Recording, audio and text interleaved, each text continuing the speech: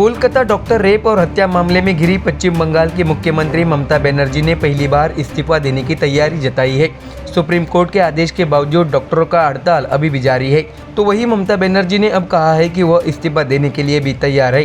दरअसल पश्चिम बंगाल में जूनियर डॉक्टरों की हड़ताल जारी है। हालांकि बनर्जी ने समाधान खोजने के लिए सचिवालय में डॉक्टरों के 30 सदस्यीय प्रतिनिधि मंडल के साथ बातचीत और चर्चा करने की तत्परता दिखाई, लेकिन सचिवालय पहुंचने के बाद प्रतिनिधि मंडल ने बैठक लाइव करने की शर्त रखी। इस कारण संवाद विफल रहा। आपको बता दें कि मुख्यमंत्री ममता बनर्जी प्रतिनिधि मंडल से चर्चा के लिए नबन्ना के कॉन्फ्रेंस हॉल में 2 घंटे तक डॉक्टरों का इंतजार करती रही, लेकिन प्रतिनिधि मंडल ने बैठक को लाइव करने की मांग की और प्रतिनिधि मंडल कॉन्फ्रेंस हॉल तक नहीं पहुंचा।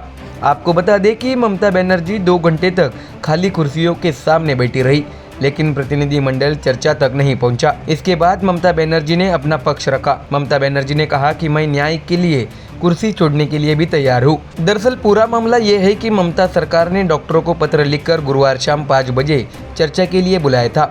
डॉक्टर ने मांग की कि मुख्यमंत्री बनर्जी इस बैठक में शामिल हो, जबकि इस मांग को भी स्वीकार कर लिया गया, लेकिन सरकार ने बैठक के सीधे प्रसारण की मांग मानने में असमर्थता जताई।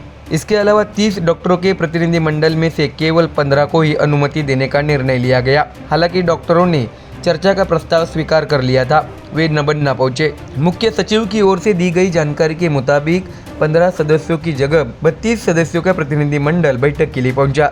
उन्हें इजाजत भी दी गई। मीटिंग की रिकॉर्डिंग करने का भी वादा किया गया था, लेकिन डॉक्टर सीधे प्रसारण की मांग पर अड़ गए। वे कॉन्फ्रेंस हॉल में नहीं गए।